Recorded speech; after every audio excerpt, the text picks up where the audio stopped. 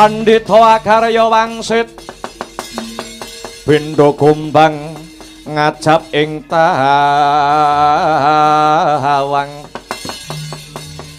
susuk angin ngendi nggone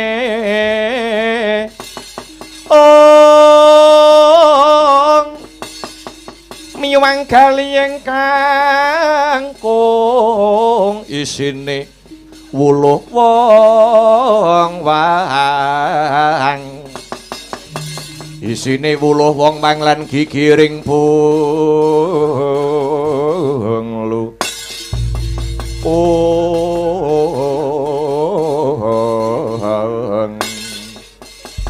Rama Panemban ngantos cumengklungen anggen kula nengga pawarta saking paduka Rama Panemban Begawan Manik Maninten kados pundi kabar kawusananipun sak sampunipun paduka Rama Panemban Begawan Manik Maninten marak pangarsa wonten ing Sitinggil negari Ngastina lumarap wonten Nalendra Ngastina Prabu Duryudana nggih kulup dewa pawaka anggonmu duweni gegayuhan kepengin dadi mantune Prabu Duryudana rabi kelawan Dewi Lesmana mati ana bebanane ana syarat-syaranane ya kuwi kudu bisa mateni anak-anak Pandhawa ora mung anak-anake yen bisa sak Pandhawane kudu ditumpes ngaten Rama Panemban ya anak Pandhawa peranakan Pandhawa kang dipandhegani kelawan Wisanggeni lan Antasena dina sak mengko wis tumeka ana ing Prajanegara Ngastina paribasane iwak kecemplung wuwu tangeh bisane mlayu mula Dewa Pawaka siagakna prajuritmu saka negara Arga Bentar krit lampit brungkat kimpul maton lanang nyekel gaman goleki Wisanggeni lan kanca wangi yen wis ketemu aja kesuwen enggal rangket tangane kerincung sikile babaten gulune nggih ngestaken dawuh Rama Panemban Suraka Palapa minangka tetenger budaling wadya budala dina iki Dewa Pawaka prawadya samya samapta wasiyaga arsa anggelar baris manunggal sak juru-juru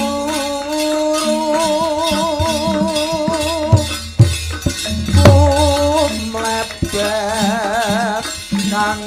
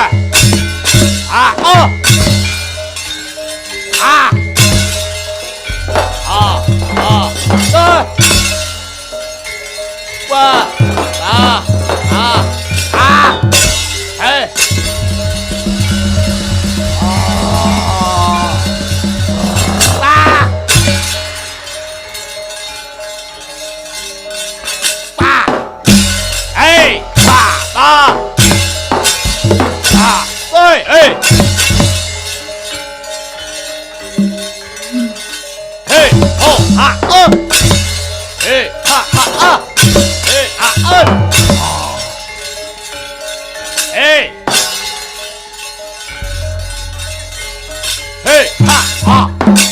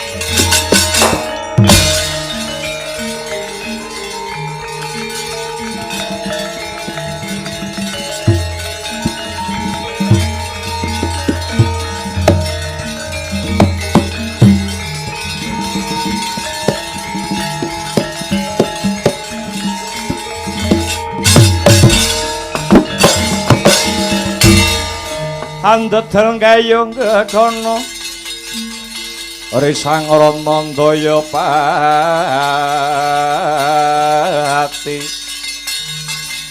ana yaksa gong cangkrama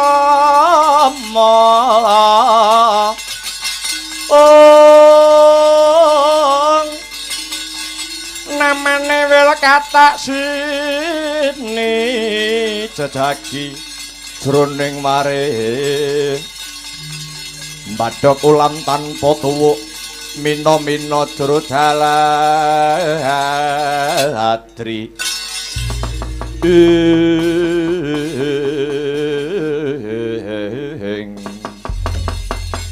wis anggeni lan Antasena anggonku ngenteni kowe sak loron bebasan kaya ngenteni sileming palwa gabusku mambanging watu item melang-melang kaya ninggal jabang kang isih abang ana pinggir jurang kepiye anggone Wisanggeni lan Antasena nduweni ancas nak yenake perjanjen kang wis kaweca nalika telung candra kepungkur Wisanggeni Antasena kira-kira wa Prabu Duryudana sida mbalekake separone negara Ngastina marang para pepundhen Pandhawa apa ora? Iya kepiye Yayi? Yen Siwa Duryudana sida mbalekake separone negara Ngastina, tegese ora rugi anggone para putra-putra Pandhawa mangasrama Tegal Kurusetra kene. Kawruhana ya Pak Deyanoman. Kasembadan Wisanggeni lan Kakang Antasena sowan ana Sitinggil Praja Ngastina. Lan aku ya wis nakonake janji kang wis kawedhar nalika semana. Nanging bola-bali para Kurawa ora kena ginawe becik. Wegah nampa wewarah nampik pitutur becik nduwa piwulang utama. Tur dasare sajake Ngastina wis tata-tata Pakde. Tata-tata piye Wisanggeni? Ngene Pakde. Kurawa wis duwe jago kanggo srana nanggulangi kridane para putra Pandhawa. Jago mau Asarira Brahmana kang peparab begawan manik maninten saka pertapan ngatasangin. Ana Sitinggil Brahmana mau manowani nantang marang Wisanggeni lan Antasena. Kepara wani gelar Giri Sayembara. Aja maneh kok separo. Seprapat sak protelo negara Ngastina bakal dikukuhi dening wong Ngastina. Kena njaluk separone negara Ngastina waton bisa ngilangi nyawane Brahmana kang dadi piyandele wong Ngastina begawan manik maninten. Weh lah dalah yen ngono wong Ngastina ngajak geger pancen kaya mangkono Pakde. Mula aja dikendoni. Aja dikendhoni lehmu dandan malah kepara kenceng ngono. Slendro kang rasa slendro kang jiwa. Ayo, ayo enggal dipapakne para putra Pandhawa kudu pilih tanding jroning jurit wis. Ayo, aja ninggal pengati-ati.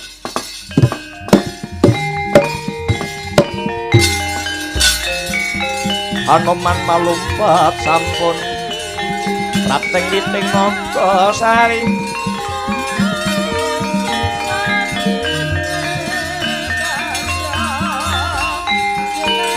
mulat mengendap ketinggal manodya yukura aking gelung rusak warlan kesmo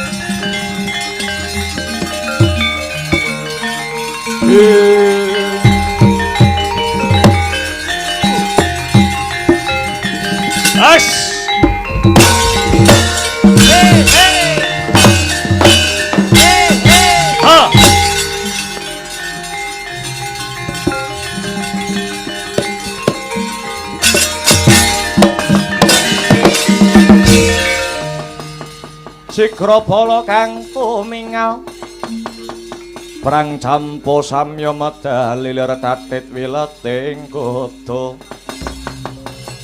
lir tatit wileting kudu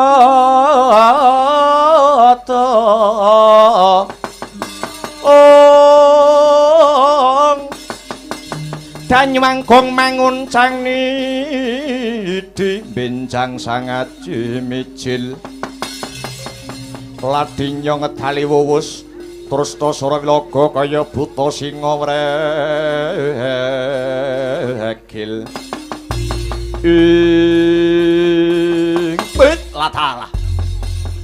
Durung suwe anggonku lumaku saka praja Ngastina. Kepapak ana wanara kusika seta tegese ana kethek kulese putih. Ora bangling anoman iki. Karta Marmohana paran. Nyimpang ngiwah utawa nengen aku goleki sing dadi buron laronku. Ora ana kidang kang sarta menjangan kang liwat ana kene. Dudu bangsane kewan. Lah banjur wis sanggeni kang sarta Antasena sing dadi buron laronku. Ayo. Endi wis sanggeni kang sarta Antasena gembelo sirahe. Wani mangas Rama ning Tegal Kurusetra anggepe apa ayo. Wis sanggeni karo Antasena kon minggat. Aja ngucik-ngucik kawibawan negara Ngastina ana paribasan sedumuk bathuk sak nyari bumi. Ngastina bakal dibalekke ana para Pandhawa yen wis jengkelang kuwandane para Kurawa. Kowe lah dalah nantang perkara. Ora usah melu celeng boloten kebo latengen. Anoman kang bakal bebela karo wisanggeni kang sarta Antasena. Pernah opo karo wisanggeni kang sarta Antasena? Dudu sanak, dudu kadang yen mati melu kelangan babo, babar opo. Wani karo Kartamarma, entek wedine kariwanine. Bagus. Legan golek momongan buk punuk golek pacangan marangi tata lenggara jamu. Lakon tebiat dadam lengsati kamu aja takon dosa kowe Anoman.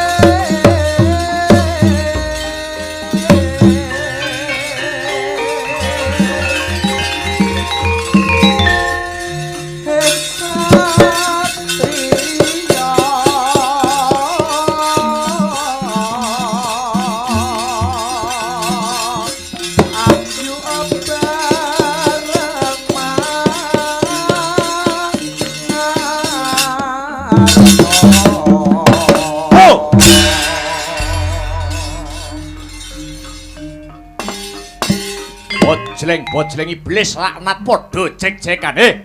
Wadya Bala Kurawa padha mundur. Aku kang bakal magut ana pupuh. Iki Prabu Dewa Pawaka, ratu saka negara Arga Bentar. Prananan Pandhawa. 100 bareng Ambrus 1000 bareng maju remet diadyawu bangsat elek kowe.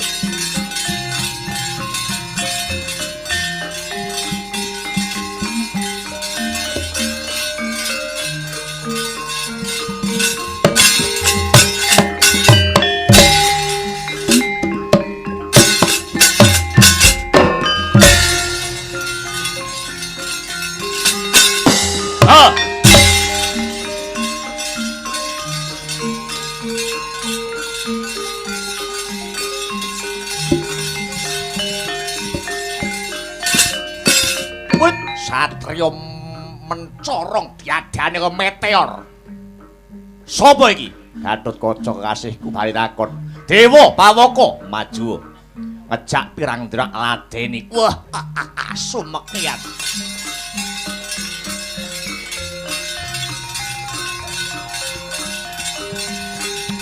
Ah.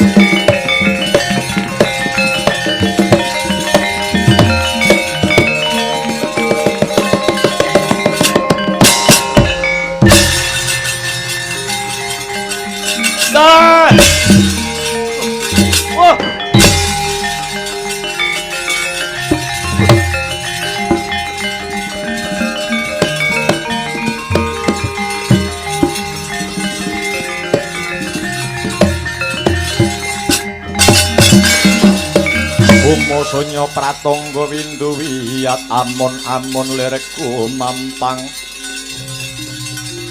maletik mantolot ibit ladalah branaan Pandhawa ora kena sinangga gampang jebule padha hanggaduh kasekten sing linuwih Rama Panemban Begawan manik maninten kula nyuwun pengayoman Rama Panemban.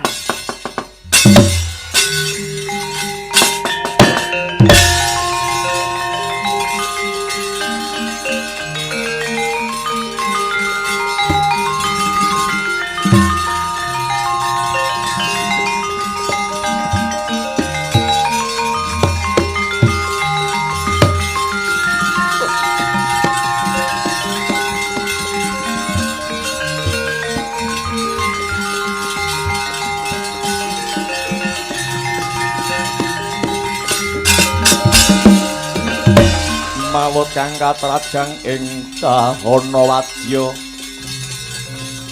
sanggep keprabon prangkang obro marko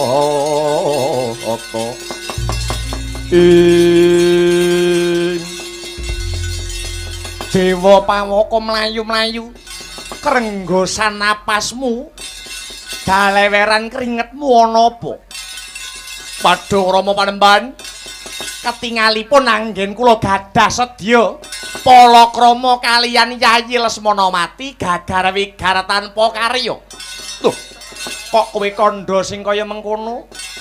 Ketitik kula mboten saged mujuti ingkang dados bebananipun. Para Kurawa sami mimpang mengsah prajurit peranaan Pandhawa. Lajeng kula nyobi maju wonten pabaraton tinemunipun kula inggih kaseser ing yuda. Lajeng kula kedah kados pundi Rama Panembahan? Aja mopo rasamu bocah bagus. Mundura sawetara pun bapa kang bakal maju. Peranaan Pandhawa durung nate ketanggor kelawan Begawan Manik Maninten. Ndak tibani pengabaran ora lumpuh ragane nak gureni bathange.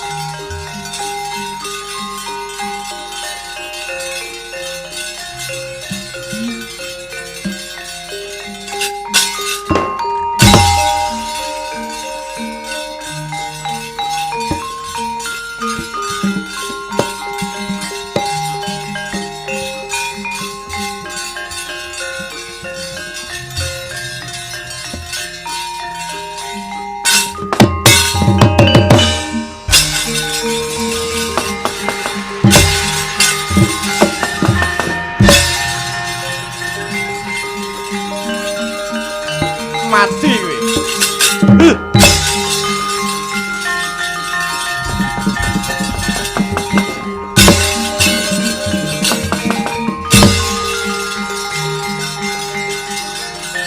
Jiwa mancing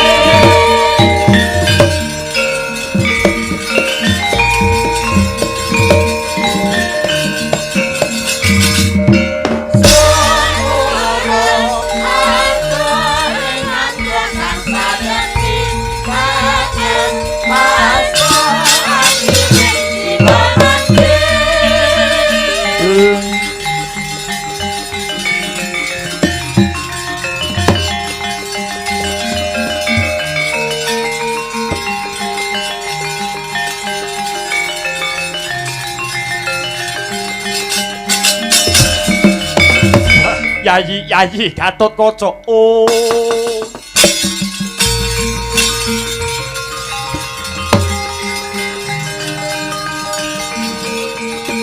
Oh. Kakang Gatot.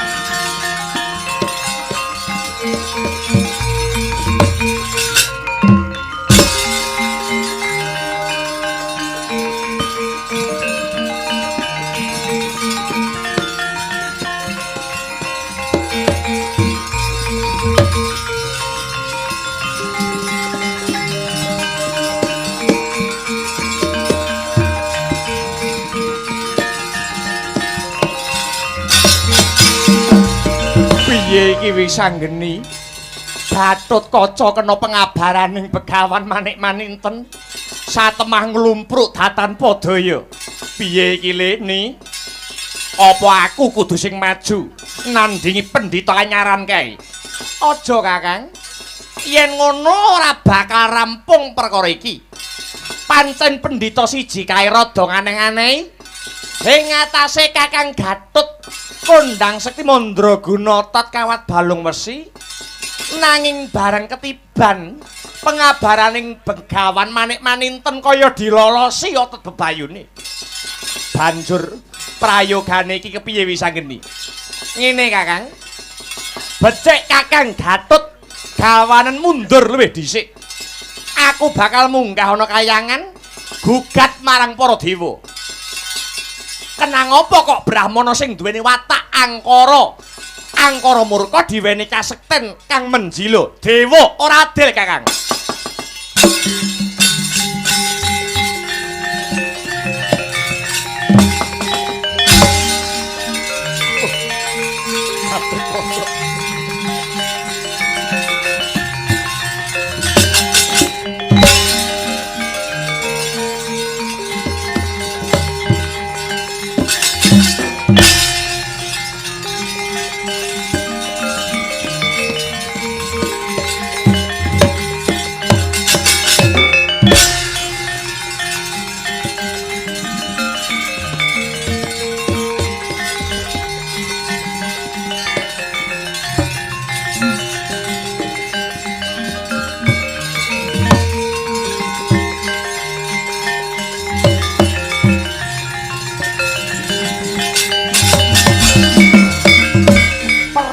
Ora mung nganggo okol ning kudu nganggo akal.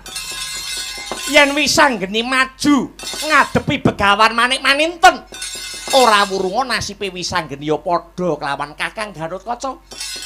Ya, aku mundur ora teges aku kalah. Ning aku bakal munggah kayangan gugat mring para Jawata. Ing atase Brahmana sing hambek nista Budi Candala duweni kadigdayan sing ngedap-edapi. Dewa aku sing teka, Dewa.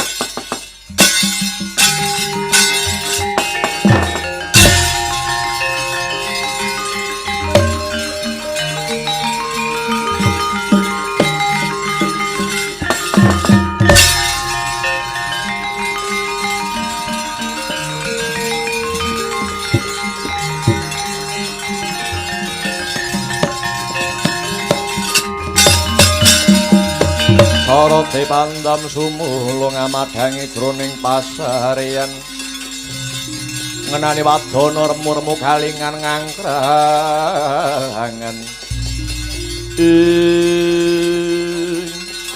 Pranaan Pandhawa, ayo kowe aja padha nguciring pupuh.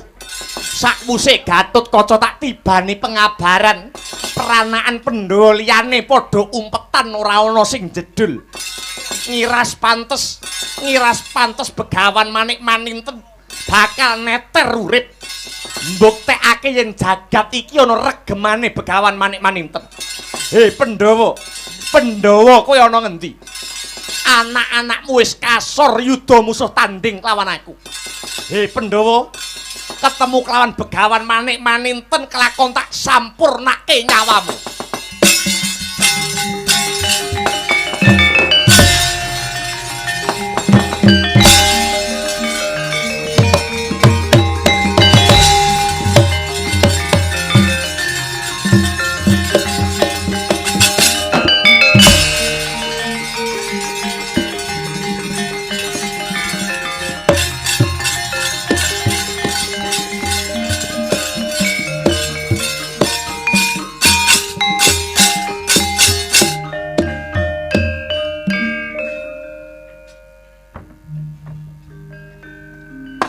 sangsaya dalwara sabyor kang lintang kumedhap Desti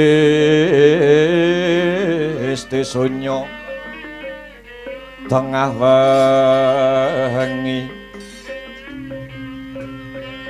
lumrang gandaning puspita karengyaning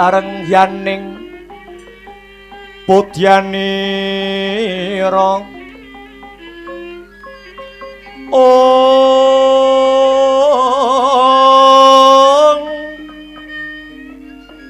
Sang Dwijawara ambrengeng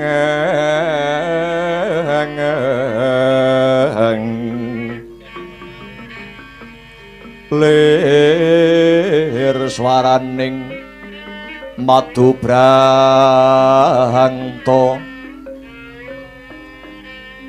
manung sungsarining gembang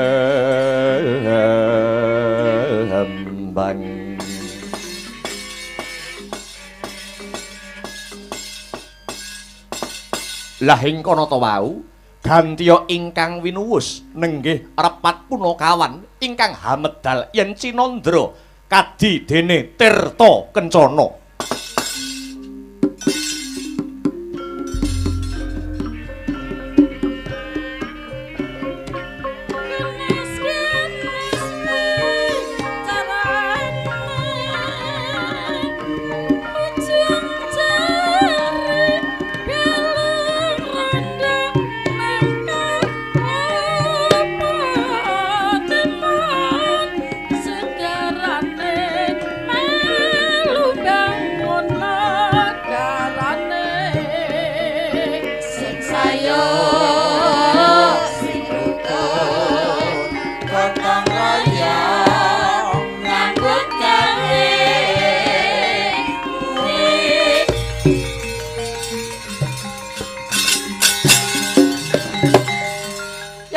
Rasa sedina kaya setaun ana kene kaya wong bingung ena lagi tapi sadurung ampun tansah sirasiamu kebayanganmu kakone netra sepulane iku mung rasa kangenmu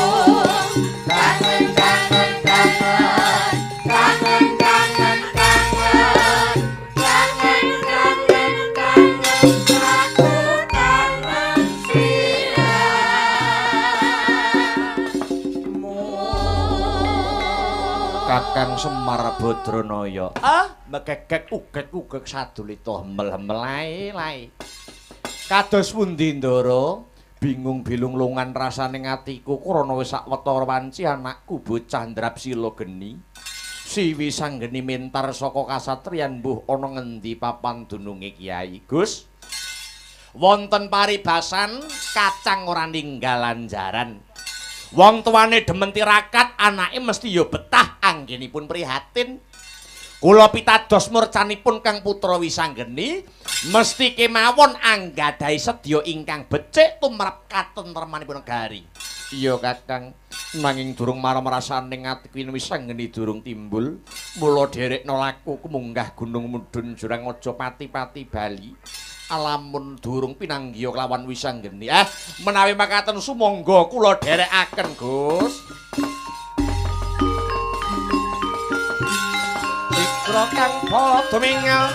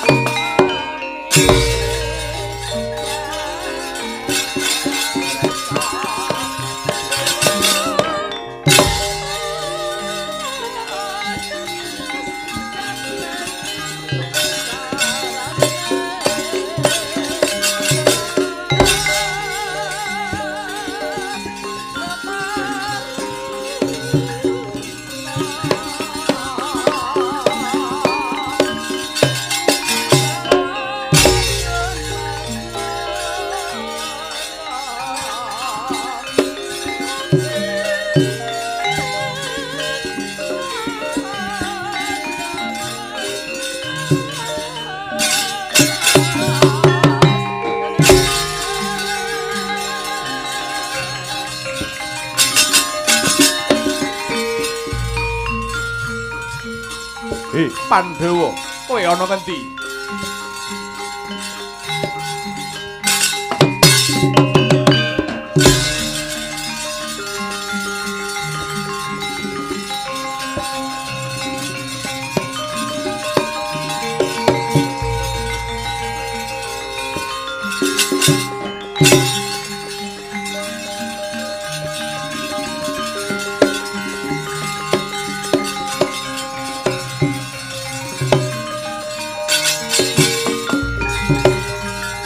Hina smobang Hyang Aruna kadinetraning anggarapo sabaning kukila ring kanegara kageter niki donganing kunglir wuwu sing pinipanto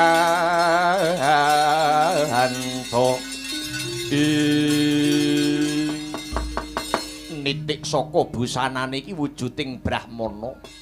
Sapa peparapmu Panemban? Aku jagone para Kurawa, peparapku Begawan Manik Maninten. Saka pertapan ngatas angin. Bali takon jenengmu sapa, Janaka? Kok wis ngerti karo jenengku? Ngerti wae. Aku pendhita kang kesdik paningalku. Janaka ana paran. Kowe wong Pandhawa. Dina sak mengko manuta ndak perjaya, pranakan Pandhawa wis kasil ndak kalahake. Malah ponakanmu si Gatotkaca bisa tak gawe lumpuh ragane. Pandhita Murang Tata maju kepara ngarsa leganing atimu. Kelakon dadi intiping neraka jahanam kowe Janaka.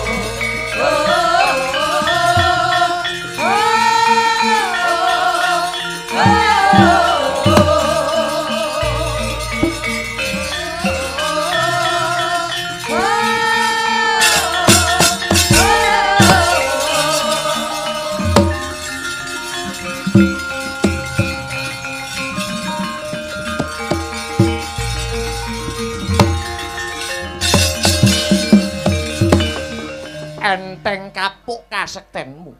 Ayo ngadeka kowe Janaka. Jare kowe satriya lelananging jagat lancuring Madyapada. Tak enteni tangimu Janaka.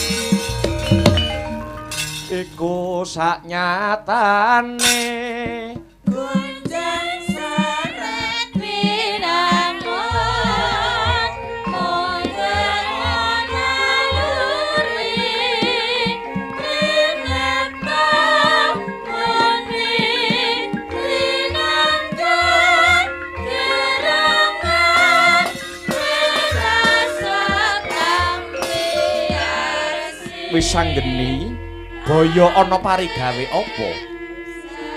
Tuwuh pitakon sajroning atiku Kaki Wenang. Ing ngatasé Kaki Asih Prana kuwi tetungguling para Jawata. Nanging sabab apa mung perkara lelakone Wisanggeni wae dadak tambuh. Om Awik Namhastu Namasidam Sekaring Bawana Langgeng. Iya to iya. Yen to pun ulun mbok keparengake batang marang kersa kita. Yektine kita mung kepengin mutah kelawan para Jawata. Jaragan sediamu bakal njaluk baline negara Ngastina. Sayekti ana pacoban ya kuwi jagone para Kurawa, pandhita ngatas angin peparab begawan manik maninten. Wisanggeni sumurupa apan kabeh mau gaweane para Jawata. Merga apa? Merga yen kita Wisanggeni bakal njaluk baline Praja Ngastina. Tan Wurunga bakal gawe wirang para dewa. Sabab Baratayuda bakal cabar, Baratayuda bakal wurung. Mangka Baratayuda jaya pinangun wis ginaris kelawan para dewa. Wiwit Pandhawa Kurawa durung gumelar ana jagat raya. Baratayuda wis tinulis ana panguwasaning para Jawata. Mangka yen kita nggege mangsa ngelak wanci, sayekti kita bakal memirang kawibawaning para dewa. Nanging Kaki Wenang, nanging kepiye Wisanggeni? Apa ya mung mandheg tekan semono? Anggonku kepengin ngaturke dharma bektiku marang para pepundhen Pandhawa. Wisanggeni, sumurupa dharma bekti kang bisa kita aturake marang pepundhenmu Pandhawa besok sadurunge perang Baratayuda kawiwitan. Ya kuwi kanthi srana hanyirnakake Bathari Durga lan Bathara Kala kang dadi lambanging angkara murka. Pancen wis kinodrat ing jagat pinesti ing widi pinurba ing dewa. Durga lan Kala patine ana tanganmu. Kaki Wenang. Bathari Durga lan Bathara Kala mono wujuding Jawata. Apa kira-kira Wisanggeni ku wagang hanyirnakake? Wisanggeni lelakon iki dadi pancadan jeneng kita bakal sun paringi kanugrahan wujuding pusaka kang winastan Gada Inten. Pusaka mau dadi simboling wahyu katentreman amarga ing besuke bakal kinarya amrunah satru murka hanyirnakake Bathari Durga lan Bathara Kala kinarya katentremaning dumadi. Enggal tampanana kanugrahan kang awujud Gada Inten kang dadi prasimbol wahyu katentreman iki kulup Wisanggeni.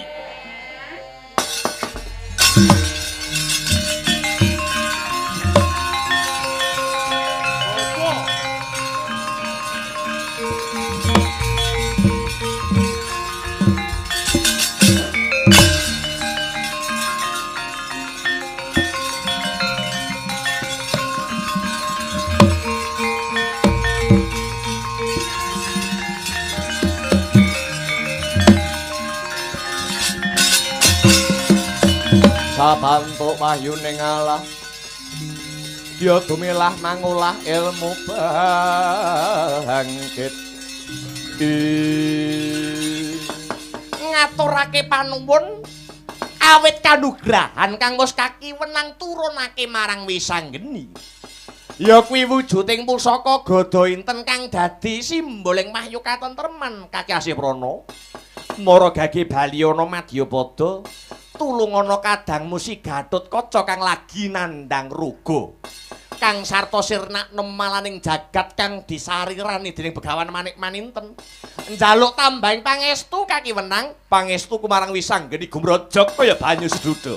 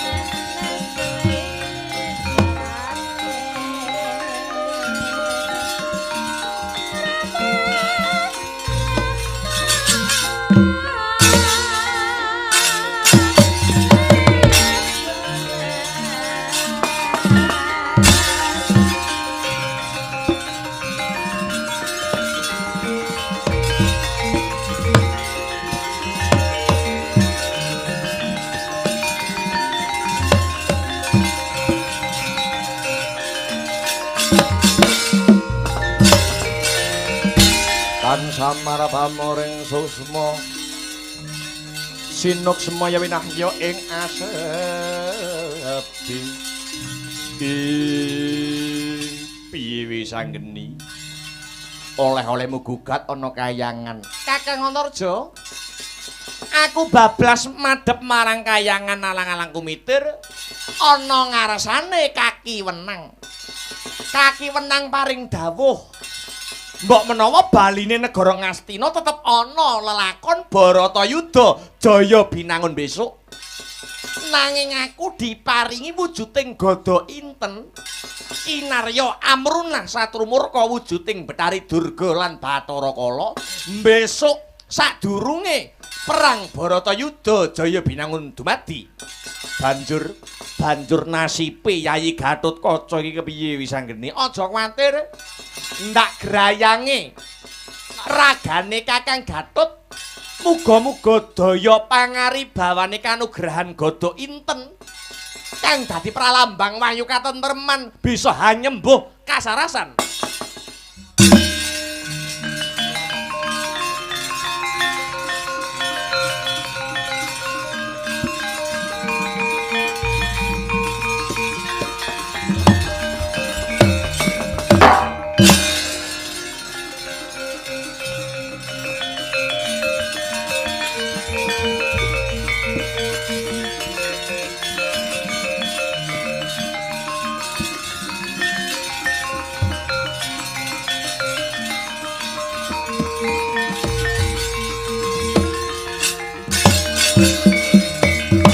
Banget panarimaku Wisanggeni.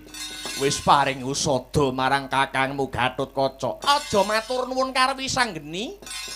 Matur nuwun karo Gusti kang murbeng dumadi. Wisanggeni mung kinarya lelantaran. Wisanggeni banjur Begawan Manik Maninten kae kepriye? Kira-kira kasektene pandhita anyaran kae apa pancen wis ora ana kang bisa nandingi Wisanggeni? Aja kuwatir Kakang Antarja, Wisanggeni sing bakal tumandang.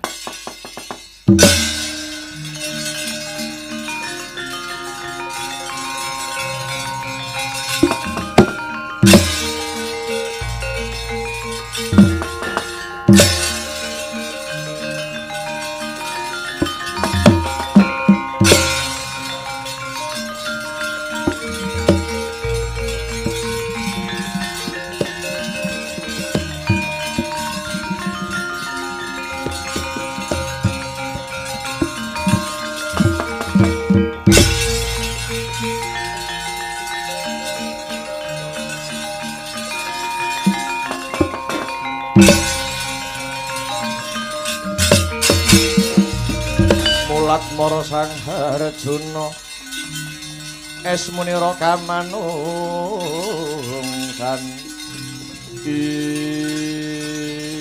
Kyai Semar iki Kanjeng Rama kok nglumpruk tanpa daya.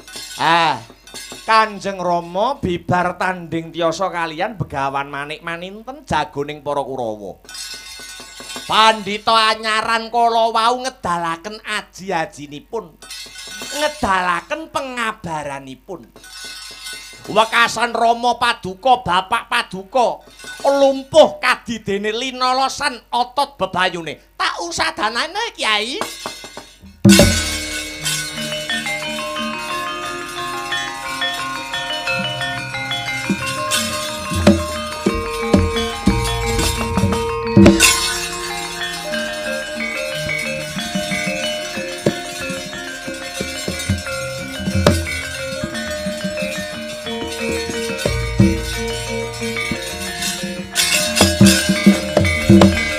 Wisanggeni kang wis timbul kowe bubar saka ngendi wae Wisanggeni?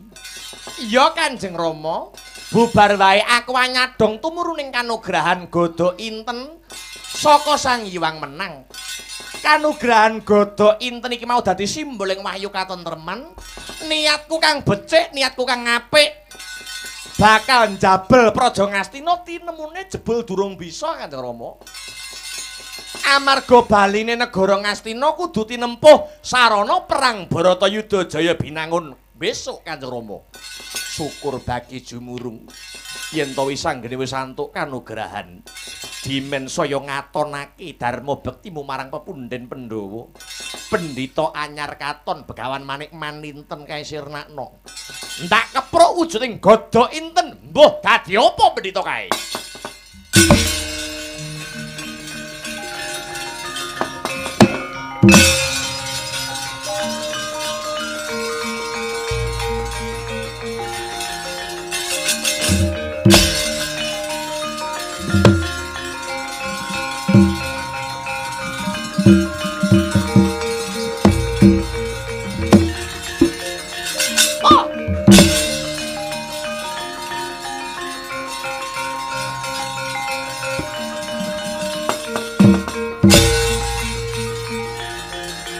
Campuh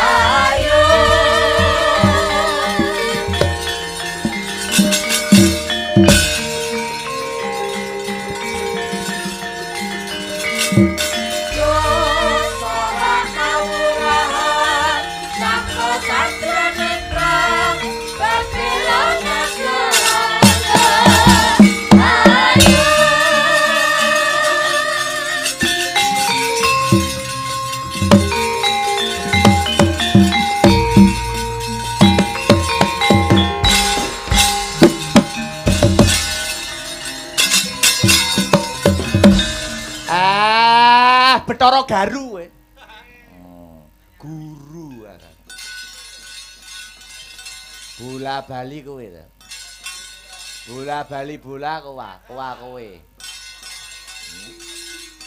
Wahyu katentreman kowe, Gada Inten kowe, wahyu apa mesti kowe.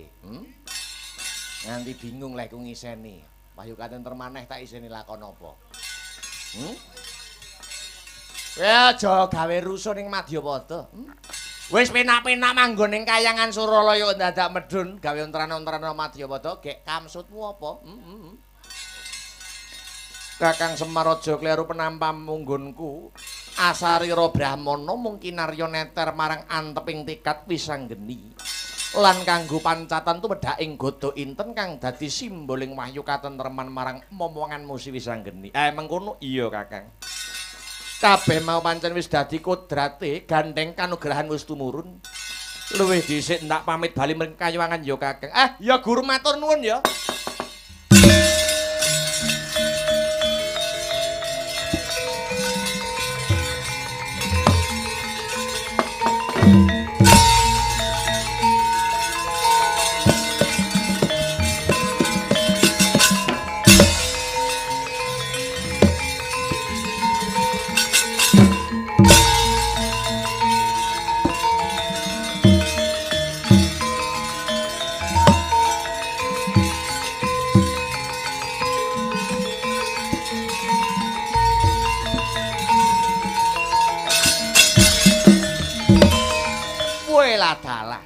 Ratu iki tinemune jebul Kanjeng Eyang Bathara Brahma.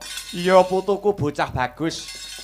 Pun Eyang mung kinarya lelantaran tumurun ing kanugrahan.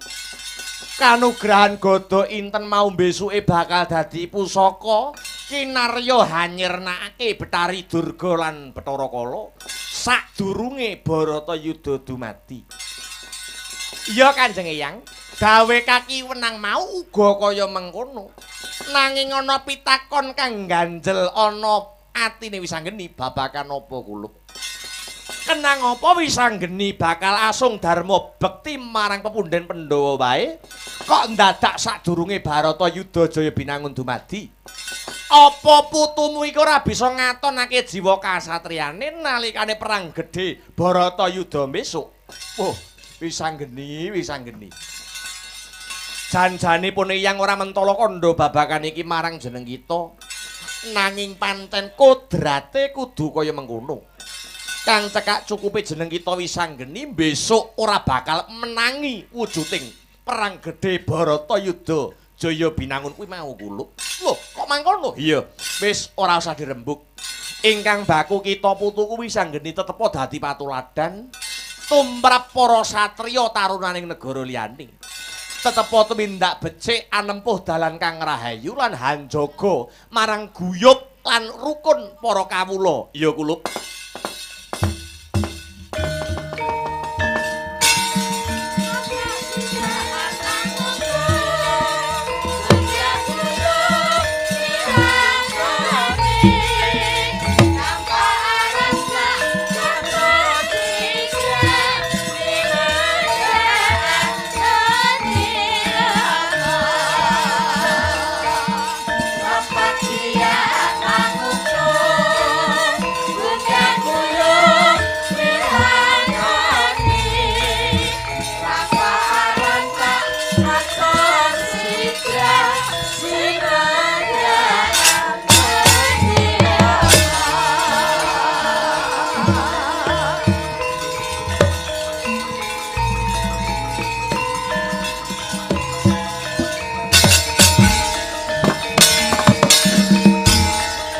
Lakon wis padhang tetrawangan Kyai. Awit saka kridane Wisanggeni kang sembodo hambayong kanugrahan Gada inten wahyuning katentreman bisa murakapi marang katentremaning para bebrayan agung ing negara Ngamarta ya negara Ngendraparahasta ya Kyai. Semar turut nyekseni Gus. 1 pesti 2 jodho 3 wahyu 4 derajat pangkat 5 donya punika pinurba wonten panguwasaning Gusti ingkang Maha Nasa. Perkawis kamukten negara Ngastina ampun banget digondheli nggih Gus. Awit negara Ngastina menika saged wangsul dhateng para Pandhawa kedah sarana nyabrang getih teteken balung cecolok tombak agenging Baratayuda Jaya Binangun. Astabrata